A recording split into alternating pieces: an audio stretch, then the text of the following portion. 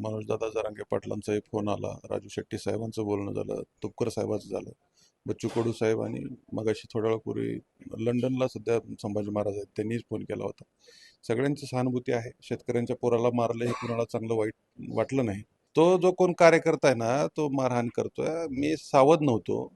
छावा संघटनेचा इतिहास आहे काय, तो चुकीच्या वेळेत माझ्यापाशी आला, त्याच्यामुळे त्याच्या मी एरियात गेल्यासारखा होतो.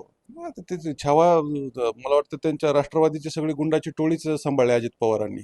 म्हणजे शेतकऱ्यांबाबतीत कुणी निवेदन द्यायचं नाही, कुण्या मंत्र्याला कोण काय म्हणायचं नाही. हा अहो, तुम्ही त्या बीडचा संतोष देशमुख मारून टाकला सरपंच, त्याच्यानंतर कित्येक दिवसानं त्या धनंजय मुंडेचा राजीनामा घेतला. माझ्यावर भ्याड हल्ला करतो. एवढा माज येतो कुठून? सत्तेचा माज आहे हा. आणि अजित पवारांना माझं आव्हान आहे, तुम्ही ही जर गुंडाची टोळी सांभाळली असेल तर तुम्हाला छावा पद्धतीनं तुम्हाला उत्तर दिलं जाईल. तुम्ही त्या सूरज चव्हाण आणि ते 50-50 गुंड होते जे जीव मारण्याच्या उद्देशाने ते आलेले होते, त्यांच्यावर कडक कारवाई झाली पाहिजे. अन्यथा तुमचे लोक जर हातात कायदा घेत असतील तर छावासुद्धा घरात घुसून न्याय घ्यायला मागं पुढं पाहणार नाही.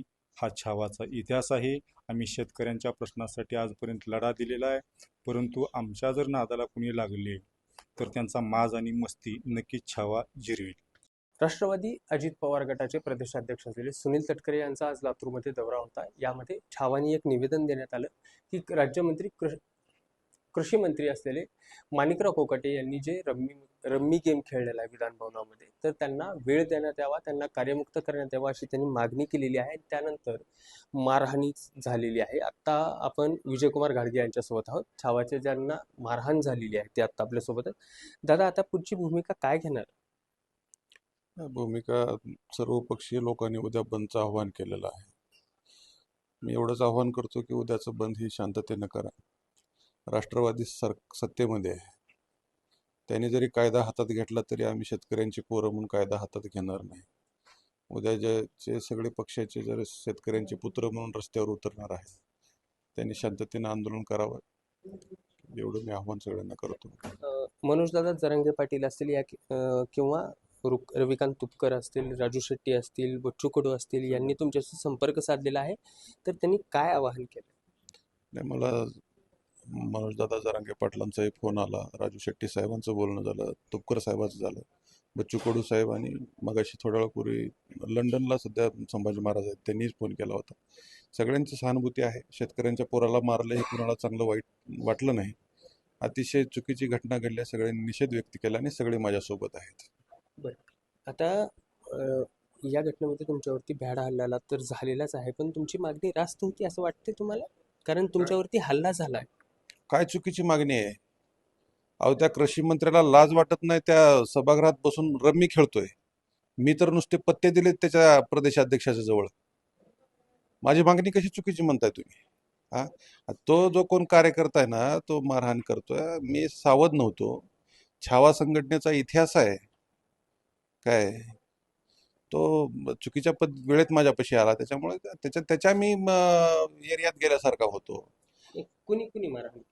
आता ते छावा मला वाटतं त्यांच्या राष्ट्रवादीची सगळी गुंडाची टोळीच सांभाळली अजित पवारांनी. म्हणजे शेतकऱ्यांबाबतीत कुणी निवेदन द्यायचं नाही, कुण्या मंत्र्याला कोण काय म्हणायचं नाही. हा अहो, तुम्ही त्या बीडचा संतोष देशमुख मारून टाकला सरपंच, त्याच्यानंतर कित्येक दिवसानं त्या धनंजय मुंडेचा राजीनामा घेतला.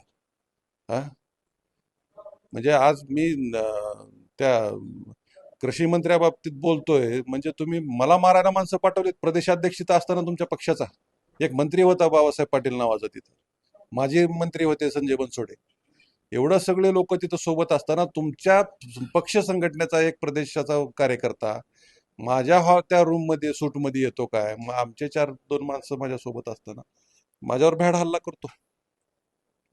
एवढा माज येतो कुठून? सत्तेचा माज आहे हा. आणि अजित पवारांना माझं आव्हान आहे, तुम्ही ही जर गुंडाची टोळी सांभाळली असेल तर तुम्हाला छावा पद्धतीनं तुम्हाला उत्तर दिलं जाईल. यासोबतच आता छावाचे जे केंद्रीय मंत्री आहेत नानासाहेब चावळे आता हे आपल्या सोबत आहेत. दादा, नेमकी काय भूमिका घेऊन आता समोर जात आहे? समाजाचे आणि शेतकऱ्यांचे प्रश्न मांडण्यासाठी त्या ठिकाणी पदाधिकारी आमची गेलेले होते. त्या ठिकाणी त्या महाराष्ट्राचा कृषी मंत्री आज या महाराष्ट्रामध्ये इतक्या आत्महत्या होत आहेत आणि ते सभागृहामध्ये शेतकऱ्यांचे प्रश्न मांडायचे सोडून पत्त्याचा गेम खेळत बसतात आणि त्याबद्दल निवेदन देण्यासाठी आमचे पदाधिकारी गेलेले होते आणि त्या ठिकाणी राष्ट्रवादीचा सुरेश चव्हाण नावाचा 50 गुंड घेऊन त्या ठिकाणी भ्याड हल्ला विजयकुमार घाडगेवर केला. जर त्याच्यावर कडक कारवाई अजितदादांनी नाही केली आणि त्या ठिकाणी मुख्यमंत्र्याला सुद्धा माझं आव्हान आहे, गृहमंत्र्याला आहे, की तुम्ही त्या सूरज चव्हाण आणि ते 50 गुंड होते जे जीव मारण्याच्या उद्देशाने ते आलेले होते, त्यांच्यावर कडक कारवाई झाली पाहिजे. अन्यथा तुमचे लोक जर हातात कायदा घेत असतील तर छावासुद्धा घरात घुसून न्याय घ्यायला मागं पुढं पाहणार नाही. हा छावाचा इतिहास आहे. आम्ही शेतकऱ्यांच्या प्रश्नासाठी आजपर्यंत लढा दिलेला आहे, परंतु आमच्या जर नादाला कुणी लागले तर त्यांचा माज आणि मस्ती नक्कीच छावा जिरवेल. यासोबतच आता राष्ट्रवादी शरदचंद्र पवार गटाचे जिल्हाध्यक्ष आहेत संजय शेटे आपल्यासोबत आहेत. दादा, ही राष्ट्रवादीची संस्कृती आहे. मला एक सांगा, राज्याचा कृषी मंत्री विधानसभेत सगळा विरोधी पक्ष मागा लागला आहे सभापतीच्या की तुम्ही ती रम्मी बंद करा, त्याच्यामुळं लाखो करोडो तरुणांचं आयुष्य बर्बाद होत आहे, प्रॉपर्टी विकायला लागले सगळी तरुण मुलं, आणि इकडं कृषी मंत्री पत्ते खेळतोय. किती लाजिरवाणी गोष्ट आहे. शेतकऱ्यामध्ये आगडोम तर पसरणारच ना. आणि एक शेतकऱ्याच्या पोरानं छावा संघटनेच्या महाराष्ट्राचा ते अध्यक्ष आहेत, त्यांनी एक शेतकऱ्याचं पोरग आहे, त्यांनी ह्याच्या अगोदर औषधामध्ये उपोषण केलेलं आहे शेतकऱ्यासाठी. त्यांनी जाऊन जर एका पक्षाच्या जो रनिंग सत्तेमध्ये असणाऱ्या पक्षाचा प्रदेशाध्यक्ष जर लातूरमध्ये आले असेल आणि त्याला जर त्यांनी जाऊन निवेदन देत असतील, काय चुकीचं आहे? ह्याचा अर्थ आजच्या घटनेवरून असा घ्यायचा का तुम्हाला सत्तेची एवढी मस्ती आलेली आहे की कोणी प्रश्नच विचारायचा नाही, तुमच्या मंत्र्याला बोलायचं नाही, तुमच्या प्रदेशाध्यक्षाला बोलायचं नाही. त्यांनी काय मागणी केली? तुम्ही त्या कृषी मंत्र्याचा राजीनामा घ्या, जो महाराष्ट्राच्या तरुण पिढी बरबाद करता येईल ती रम्मी खेळतोय तो माणूस त्या ठिकाणी मंत्री. लाज वाटत नाही त्यांना? आणि आता तुम्ही ऐकलंय दोघांचंही ज्या पद्धतीनं ते, मला वाटतं हे दोघं तिघ जण फक्त निवेदन द्यायला गेले होते, त्याच्यावर तुम्ही टोळीनं जाऊन हल्ला करता ती बेसावत असताना, आणि त्याच्यात त्यांच्या जीवाचं बरं वाईट झालं असतं त्याला कोण जबाबदार होतं? आता तुम्ही राष्ट्रवादी शरदचंद्र पवार गटाचे जिल्हाध्यक्ष आहात, तर आता नेमका इशारा काय देताय? उद्या लातूर बंदची हाक पण सर्वपक्षीयकडनं करण्यात येते. ही संस्कृती महाराष्ट्राची आहे का राजकारणाची? मी आताच आमचे प्रदेशाध्यक्ष, नवनिर्वाचित प्रदेशाध्यक्ष सन्मान्य शशिकांत शिंदे साहेबाला बोललो, आमचे आमदार रोहिदादा पवारांशी बोललो, दोघांनीही पाठिंबा दिलाय. उशीर झालाय, त्यांना त्रास देऊ नका, नाहीतर आता दोघंही त्यांना बोलणार होते.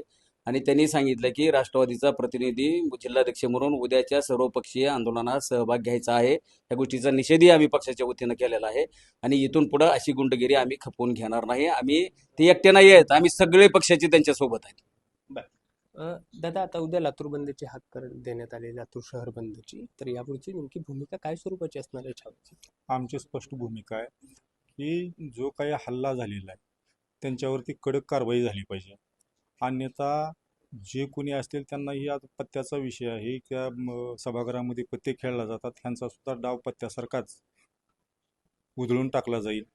म्हणून लवकरात लवकर त्या लोकांना अटक करा. ज्या ठिकाणी कुठं लपला असेल तो सूरज चव्हाण, अन्यथा आमचे छावे त्याला हुडकून काढून होणाऱ्या परिणामाला प्रशासन जबाबदार राहील. म्हणून तात्काळ याचं गांभीर्य लक्षात घेऊन प्रशासनाने कारवाई करावी. Rishikesh Holkar, Maharashtra times online, Latur.